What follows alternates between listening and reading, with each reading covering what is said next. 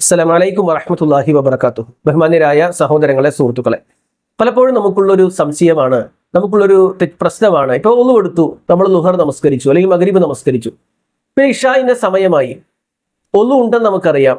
ഇഷാഇന് വേണ്ടി അല്ലെങ്കിൽ അസറിന് വേണ്ടി ലുഹറിന്റെ ഒന്നു പുതുക്കേണ്ടതുണ്ടോ? അപ്പോൾ ലുഹറിനെടുത്ത ഒന്നു പോയിട്ടില്ല, പിന്നെ വീണ്ടും ഒന്നു എടുക്കേണ്ടതുണ്ടോ? നമ്മൾ മനസ്സിലാക്കേണ്ടത്, ഒന്നു എത്രത്തോളം എടുക്കാൻ പറ്റുമോ അത്രത്തോളമാണ് നല്ലത്. അതിൽ അഭിപ്രായ വ്യത്യാസമില്ല. എന്നാൽ നിലവിൽ ഉളു ഉണ്ട് എന്ന ബോധ്യമുള്ള ഒരാൾ, വസ്വാസ് ഉണ്ടാവും, പോയോ പോയില്ലേ എന്നുള്ള വസ്വാസ് ഉണ്ടെങ്കിൽ പോലും ഉളു ഉണ്ടെന്നാണ് നമ്മുടെ മനസ്സ് പറയുന്നത്. ഉളു പോയിട്ടില്ല എന്നുറപ്പുണ്ടെങ്കിൽ അയാളെ സംബന്ധിച്ചിടത്തോളം പിന്നീട് എന്ത് ചെയ്യേണ്ടതില്ല.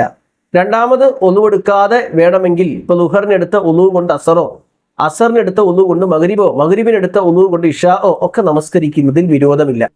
മുൻദ്വാരത്തിലൂടെയോ പിൻദ്വാരത്തിലൂടെയോ എന്തെങ്കിലും പുറപ്പെടുകയോ, അഥവാ മലമൂത്രം പുറത്തു വരികയോ, അല്ലെങ്കിൽ കീഴ്വായു പുറത്തു വരികയോ, അല്ലെങ്കിൽ ശക്തമായി ഗാഠമായി കിടന്നുറങ്ങുകയോ ഒക്കെ ചെയ്താലാണ് പലപ്പോഴും ഉളു നഷ്ടമാവുക. ഇതെല്ലാവർക്കും അറിയാവുന്ന വിഷയമാണ്. പക്ഷെ അങ്ങനെയൊന്നും സംഭവിച്ചിട്ടില്ല. ഉളു ഉണ്ടെന്ന ബോധ്യം നമുക്കുണ്ട്.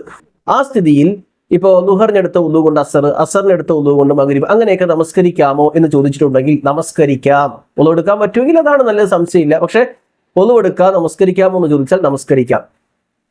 വസ്വാസ് കൊണ്ടുപോലും, നമ്മൾ ഷക്ക് കൊണ്ടുപോലും നമ്മൾ എന്ത് ചെയ്യേണ്ടതില്ല, രണ്ടാമത് ഒന്നും എടുക്കേണ്ടതില്ല എന്നാണ്.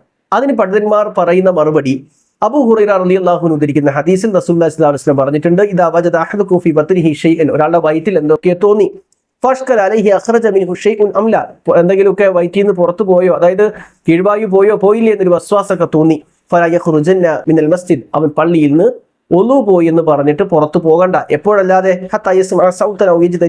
ശബ്ദമോ വാസനയോ വരാതെ. അപ്പോ ഒന്നു പോയെന്ന് ഉറപ്പിക്കാതെ പള്ളിയിൽ നിന്ന് പോകേണ്ടതില്ല എന്ന് പറഞ്ഞാൽ നമ്മുടെ മനസ്സ് പറയുന്നത് ഒന്നു കൊണ്ടെന്നാണ്. ഒന്നു പോയതായി നമുക്ക് ഓർമ്മയില്ല, പക്ഷെ വസ്വാസ് ഉണ്ട്, അതിന്റെ പേരിൽ പോലും രണ്ടാമതായി ഒന്നു എടുക്കേണ്ടതില്ല എന്നാണ് ഈ ഹദീസിനെ വിശദീകരിച്ച് പണ്ഡിതന്മാർ പറയുന്നത്.